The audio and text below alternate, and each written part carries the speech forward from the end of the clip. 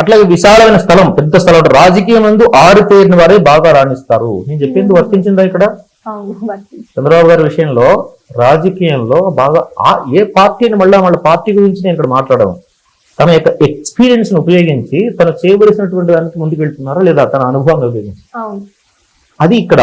అట్లాగే వేదాంత పురాణం నందు నమ్మకం తక్కువగా ఉంటుంది. అంటే వేదాంతములు, భగవంతుడు, భక్తి, తర్వాత అర్చన, అభిషేకము, ఓం, వీటన్నిటి కూడా నమ్మకం ఉంటుంది.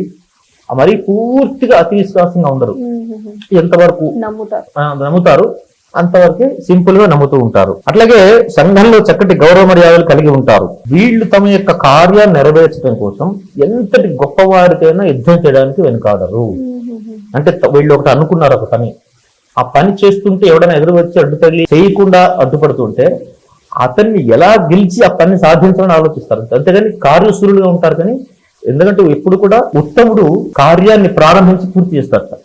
శాస్త్రం చెప్తుంది ఉత్తమమైన వ్యక్తి కార్యాన్ని, ఒక పని మొదలుపెట్టిన తర్వాత అయితే నష్టమైన దాన్ని కష్టం రావచ్చు, సుఖం కావచ్చు, లాభం కలగచ్చు, వదిలేస్తారు. దాని మధ్యలోనే ప్రారంభించి పూర్తయిన తర్వాత వదిలేస్తారు.